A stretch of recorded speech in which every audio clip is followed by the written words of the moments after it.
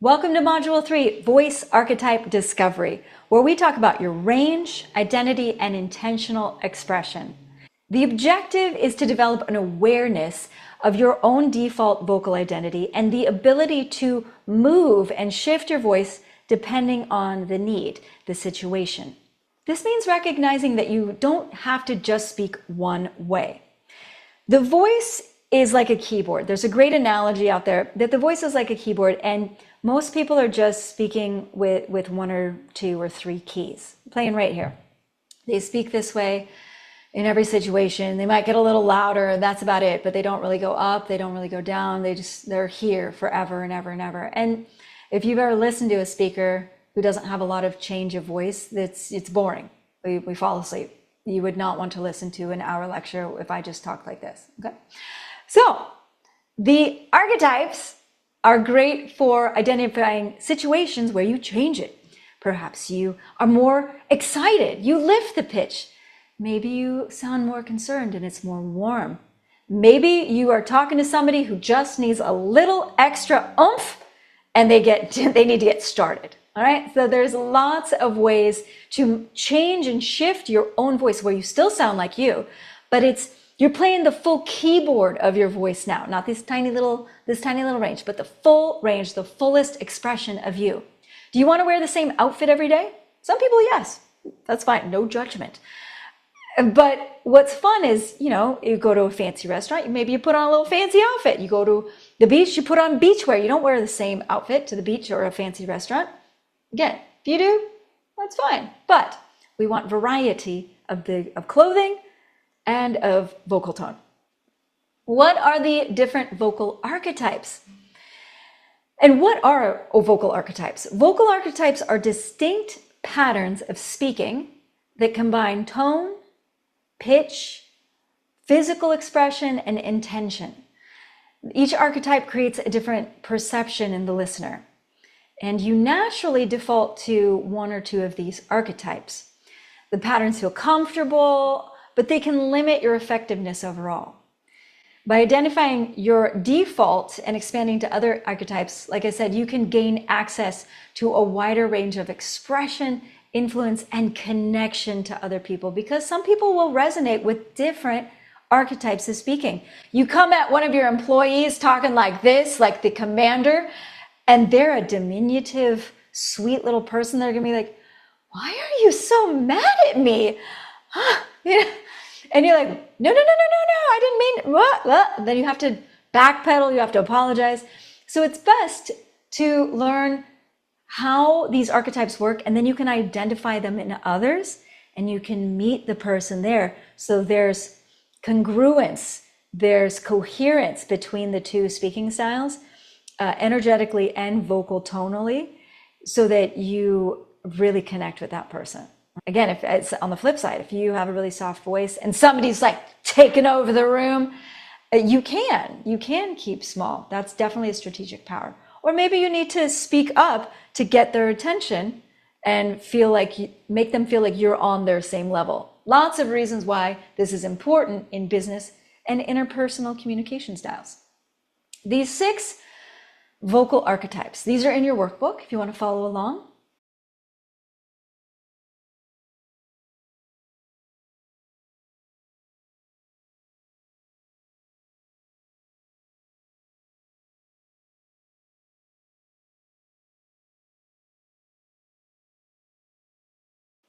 The first is the storyteller. The storyteller is warm, that slightly lowered larynx, great articulation, engaging. The pitch, we're going to talk about pitch, pacing, and tone.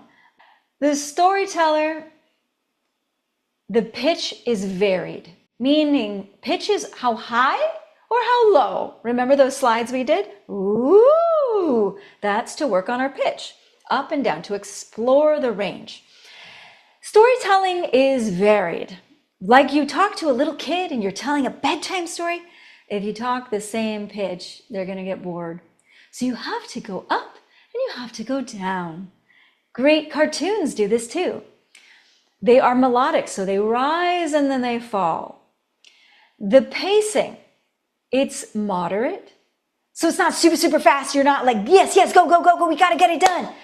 And it's not drolling on and on and on like an analyst and telling data. It's moderate. It's like right in the middle. And the tone is warm and inviting. This engages the listener. When we vary the pitch, it makes them want to lean in. All right? The body is open, animated face.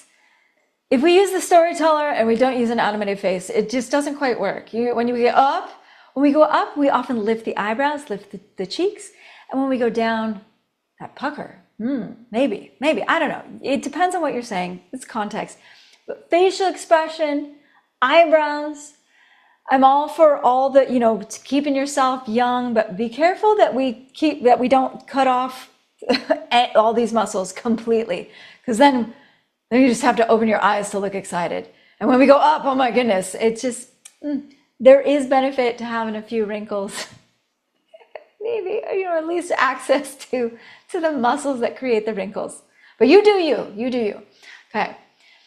It's used for connection, sharing ideas, telling stories. If you're giving a TED Talk, you listen to TED Talks, there's always a storyteller aspect. They don't speak the same all the way. There's ups, there's downs, there's different dynamics.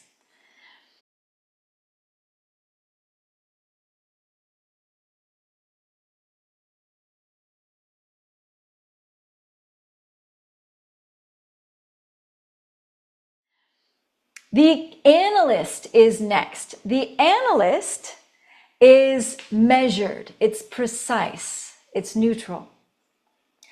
The pitch is more stable, it's slightly monotone. The tone, tone is it brassy or is it soft? Is it mellow? Is it dark? Those are tones.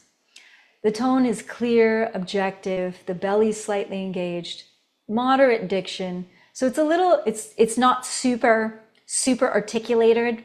You can use that, but it's relaxed. It's relaxed. Body has minimal movement. It's composed. This is if you're talking data. If you're talking to someone who doesn't care about the fluff, they're like, just tell me the facts and figures. All right, John, this is the fact. This is what we're going to do. This is the protocol. This is what we've experienced so far. And these are my recommendations moving forward. It wasn't, okay, so John, let me tell you all the things that we've been doing. It's been a great quarter and we're meeting our goals and, all these up and down and upward inflection, facial expressions. Some people don't care. You will actually lose credibility with some people when you do that. So again, this is reading your audience. If the audience is stone cold, they just want the facts, analyst voice is what's needed. And we're going to go into scripts, more detailed practice of all these archetypes.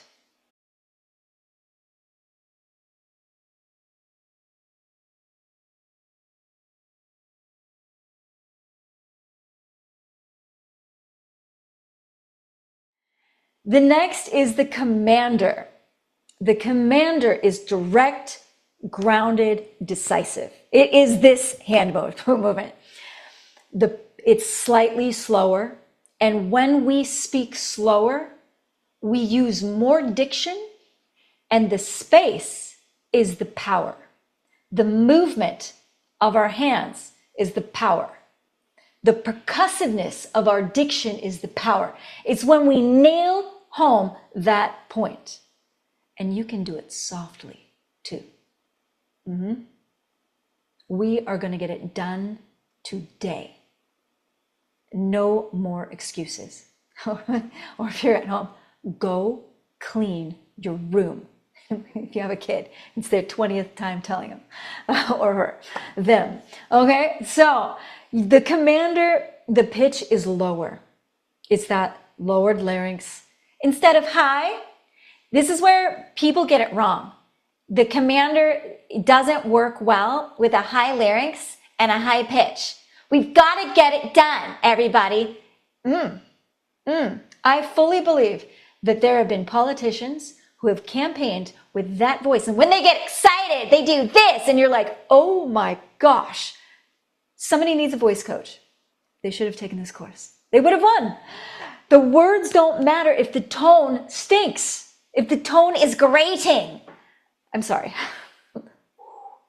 But you understand what I'm talking about. So if you have to command across a field, a coach, a boardroom, somebody's not doing what they're supposed to be doing, and you need to command them, lower the pitch, downward inflection, meaning the ends of phrases go down, down, down versus up. When we go up, go clean your room. We need to be done today. Does it sound authoritative, or does it sound like you don't know what you're talking about? Does it sound like a question? Questions go up. What? What? What? Who? Who did what? Question. Question. Statement. Fact. This is done today. Slow. Downward inflection at the ends of phrases. The pace is slower, more deliberate. The tone is firm, clear, authoritative. The diction is clear, and the body is grounded. Okay, don't slouch your shoulders. Get it done. Chest up. Okay, big breath. This is used for leadership moments, decision making, and setting a direction.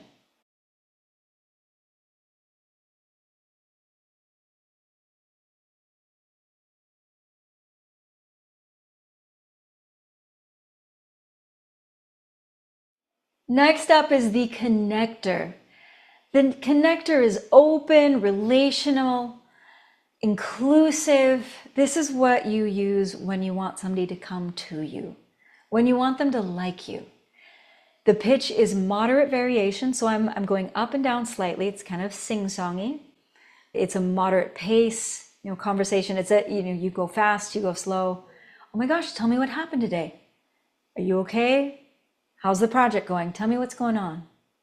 What's going on in your life? It's conversational. It's a little lower in pitch. I mean, you could go up. You could have it be upward pitch, but we want to be soothing. We want things to be soothing and calm. And calm voices are usually a little round, a little warmer, a little lower. And the body posture is open and good facial expressions. This builds trust, builds collaboration. It means I'm with you, we're in this together. And it's great for one-on-one or team connections. So it's the connector voice.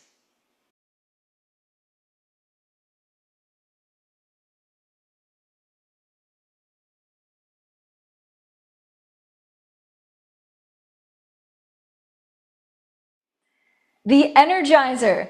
The energizer is upbeat. It's when you're doing those team leadership retreats. It's when you want to energize people. It's the end of a speech. It's the motivator. It's that last little, let's go. Yes. It's upbeat. It's dynamic. It's motivating. Pitch is usually higher, more lift, more upward. We got to go. We got to go. We got to go. Let's do it. Do it. Go, go, go, go team. All right. It's like the coach. All right. You're energizing them. The pace is slightly faster versus slower. Go team.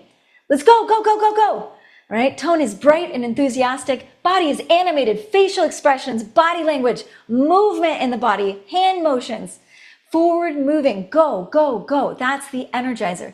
It inspires action. It's great for presentations in certain areas of the presentation and motivating teams. So that is the energizer.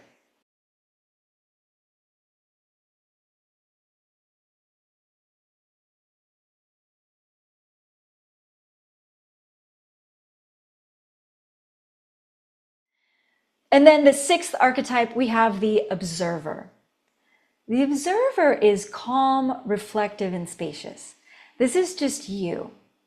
Pitch is low, mid-range, stable, slow with intentional pauses. You're listening, you're observing.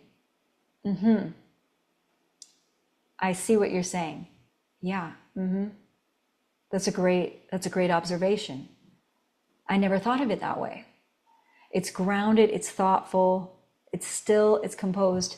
You use this for reflection when somebody's talked to you and you're thinking about, okay, let's decide on the direction we're going to go. I like where you're going. Let's set a plan of action. high stakes communication. Somebody's giving you something to think about. All right, let's pause for a moment. This is what we're going to do. It creates presence and depth. And it's very nuanced. It's your own. That's why it's the Six Archetype. It is when you are reflecting on something, that pause and the answer that you give. That's the final say, essentially. Each of these archetypes is useful. The goal is not to eliminate any of them, to use them all every single day of your life. You can, it's great. The goal is not to shift your identity, saying that your default is bad. It's just to recognize what your patterns are in your default speaking settings and the overuse or avoidance of one. So we don't always want to be the energizer, because that's not always the situation. We don't always want to be the commander, because that's not always the situation. But it be able to shift intentionally from one to the other.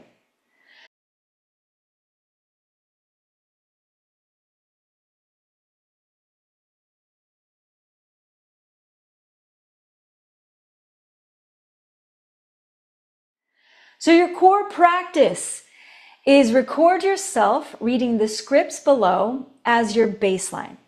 So you're going to just read it, swallow, do your natural voice, set your voice to normal, then do your lower voice and try to go through all of the 6 archetypes, identifying your default archetype, and then try shifting between all of them, and then record all of these and compare. So again, read the scripts in your workbook, your default, then try to identify what is your default archetype from that recording. Are you a natural storyteller? Are you a connector?